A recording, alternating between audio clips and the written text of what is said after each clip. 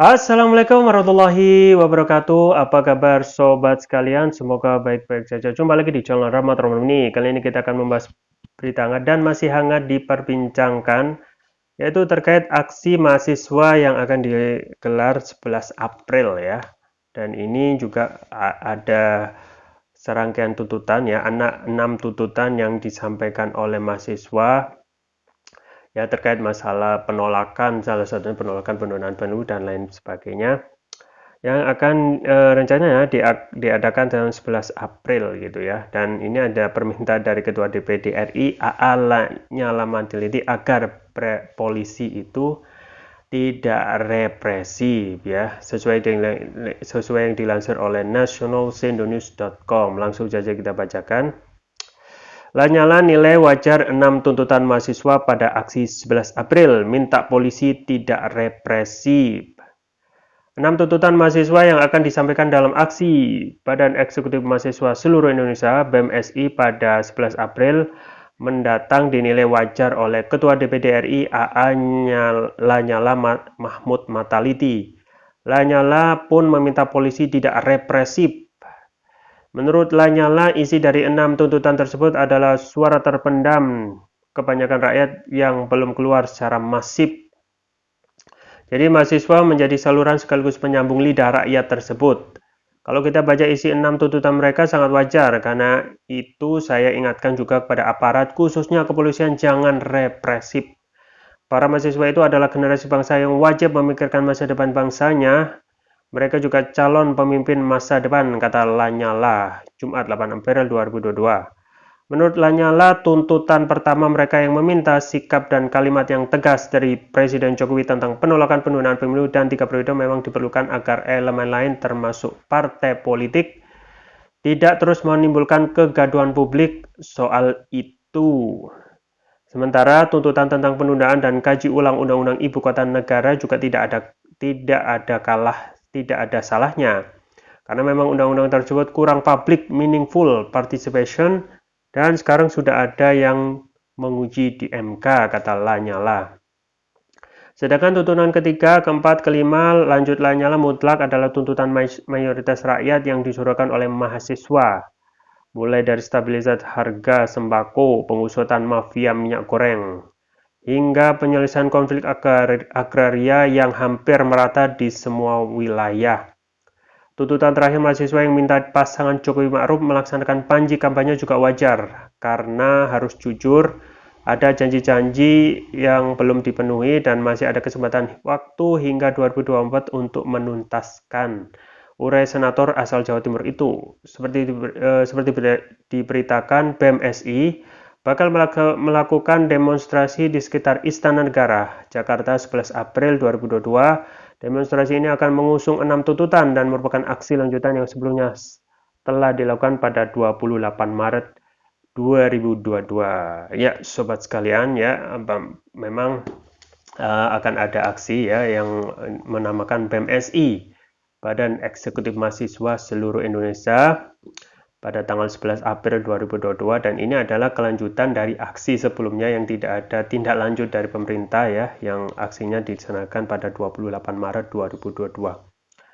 Nah, aksi ini wajar ya, aksi ini wajar sebagai bentuk penyampaian aspirasi dan juga kebebasan untuk menyampaikan pendapat ya, yang sesuai yang sudah dilindungi dalam Undang-Undang Pasal 28 ayat tahun 1945, bahwasanya negara menjamin kebebasan warga negara untuk berkumpul, berserikat, mengeluarkan pikiran dalam lisan dan tulisan. Jadi ini sangat benar-benar hak rakyat untuk menyampaikan aspirasinya di muka publik. Dalam ini memang kita juga patut mengapresiasi ya, sekian lama mahasiswa itu dalam tanda kutip tidur ya, tidak ada suaranya dalam tanda kutip ya. Sekarang kita lihat bahwasanya mahasiswa sudah bangkit kembali untuk menyuarakan dan sebagai agent penyambung lidah rakyat. Ada 6 tuntutan yang disampaikan oleh mahasiswa dan itu dinilai wajar oleh sebagian pihak, termasuk Ketua DPD Lanyala Mataliti ya. Yang pertama memang sangat wajar itu ya, Misalnya apa namanya, tuntutan terkait masalah ini, meminta sikap dan kalimat yang tegas dari Presiden Jokowi tentang penolakan penundaan pemilu. Dan ini saat ini meskipun ya kabar terakhir bahwasanya Presiden Jokowi sudah mengatakan dalam rapat itu tidak begitu jelas gitu ya, yang disampaikan stop apa namanya, perpanjangan dan penundaan apa, perpanjangan apa. Dan sikap presiden ini jelas tidak apa namanya, begitu tegas ya, dan hanya mengatakan akan mentaati konstitusi ya. Nah, pertanyaannya, kalaupun konstitusi itu dirubah ya, apakah akan terus menjalankan konstitusi, misalnya dirubah menjadi 3 periode ya, karena itu sudah dikonfirmasi oleh Menteri Dalam Negeri ya, Tito Karnavian, bahwasanya amandemen undang-undang itu tidak bukan hal yang tabu ya.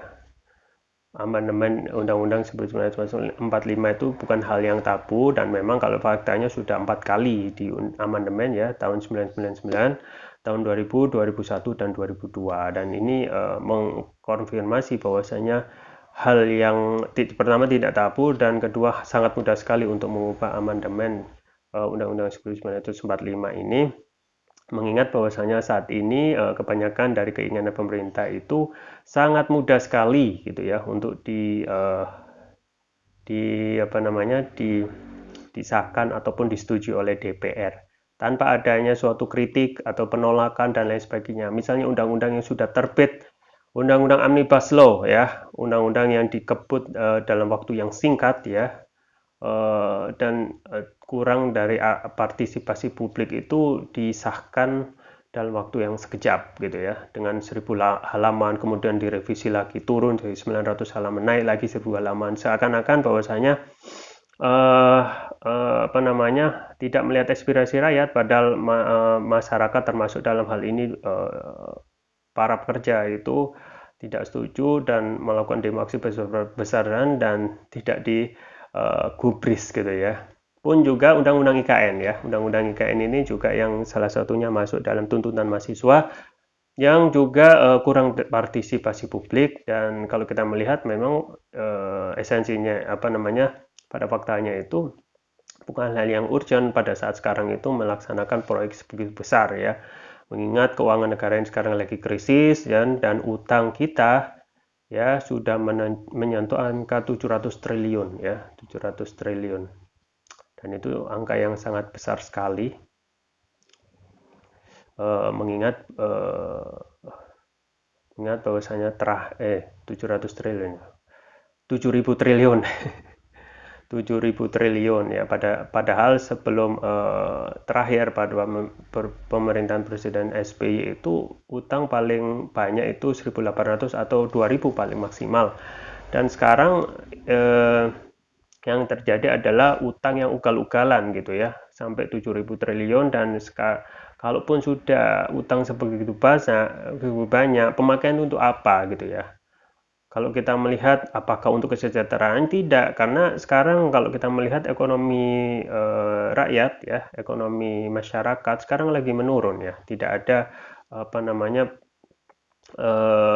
perputaran uang yang banyak di tengah-tengah masyarakat, banyak pengangguran, banyak PHK, dan pada UKM itu tutup, mereka tidak mendapatkan omset dan lain sebagainya. Nah, ini yang belum lagi bahwasanya pen ya, dana pen 1.000 triliun itu dikemanakan gitu ya, dikemanakan, dan yang segitu besar ya, apakah hanya dipakai untuk bagi-bagi dan lain sebagainya. Nah, memang saat ini tidak terasa ya efek dari dana pen 1.000 triliun dan juga utang yang begitu menggunung ya, sampai 7.000 triliun, yang tidak ada efek terhadap ekonomi rakyat. Dan juga tentu saja ya sobat sekalian, terkait juga harga-harga kebutuhan pokok yang naik ya, termasuk juga Pertamax yang kemarin sudah naik dari 9.000 menjadi 13.000, itu adalah pasti akan menimbulkan inflasi ya, dan pasti akan menimbulkan kenaikan harga-harga barang-barang kebutuhan pokok ya. Padahal sekarang ekonomi rakyat lagi menurun, belum pulih ekonominya, sudah dibebani dengan kenaikan harga peternak yang pastilah itu akan memberikan beban kepada rakyat ya. Belum selesai masalah krisis ataupun kenaikan harga minyak goreng ya. Mak-mak antri sampai seperti konser ya, bahkan sempat menelan korban jiwa, itu pun belum selesai ya. Katanya memang ada mafia, nah tapi sampai sekarang mafia itu belum diungkap gitu ya. Ditambah lagi dengan kondisi sekarang yang sudah memasuki bulan puasa, harga-harga semua naik. Dan dengan entengnya pemerintah mengatakan bahwa semuanya itu naik gitu ya. Entah itu kebutuhan pokok, Pertamax, kemudian ada juga Pertalite yang diisukan susah untuk mencari mencari Pertalite yang intinya nanti kurang lebih dalam tuntutan untuk mengarahkan masyarakat memilih Pertamax ya. Jadi dan lain sebagainya ya, kenaikan harga, kenaikan PPN yang sebelumnya 10% menjadi 11%, undang-undang IKN sendiri dan lain sebagainya. Dan juga kalau kita melihat kemungkinan ya, kalau masyarakat, dan banyak juga yang kemarin dulu sudah diberitakan yang juga sudah dibahas di analisis di channel ini, bahwasanya artikel ataupun media dari luar ya, The Economist, media yang paling terkenal di Inggris, itu sudah mensoroti kondisi perekonomian kita, bahwasanya hati-hati terhadap kondisi rakyat yang kemungkinan akan marah jika kebutuhan pokok dan lain sebagainya itu tidak bisa dipenuhi kebutuhannya.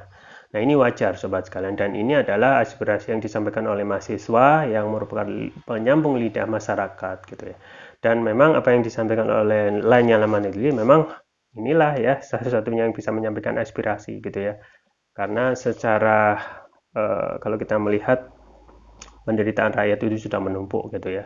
Dan apa yang disampaikan oleh atau tuntutan dari mahasiswa itu adalah hal yang wajar, dan ini harus benar-benar menjadi koreksi bagi pemerintah agar kedepannya lebih baik gitu ya. Dan kemungkinan kalaupun tidak mau berubah ya, kemungkinan akan ada demo aksi yang besar lagi untuk segera memperbaiki kondisi perekonomian rakyat dan lain sebagainya. Nah, ini memang terkait aksi 11 April hari Senin itu sudah diminta oleh Ketua DPD agar tidak represif gitu ya. Dan ada juga mengatakan bahwasanya kalaupun aksi ini tidak berizin akan dibubarkan ya.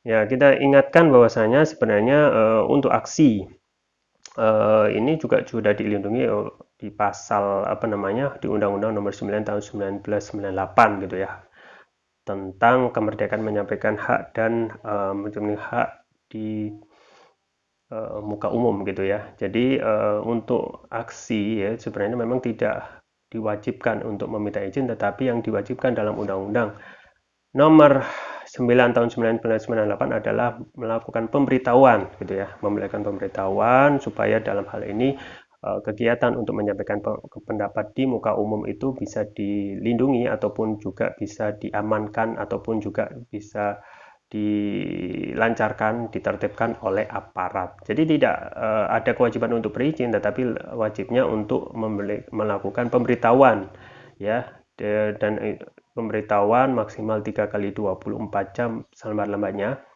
Dan pihak aparat juga wajib memberikan jawaban ya maksimal 24 jam sebelum aksi itu digelar.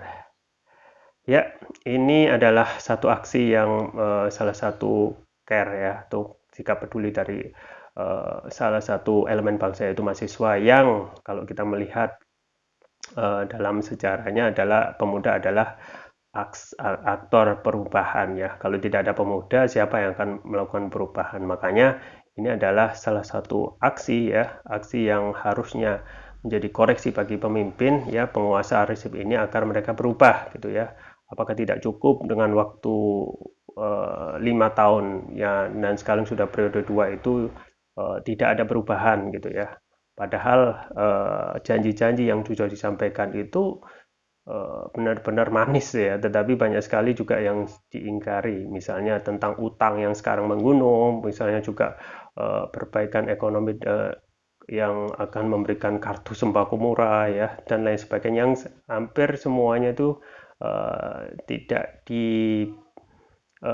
dipatuhi ataupun dipenuhi ya.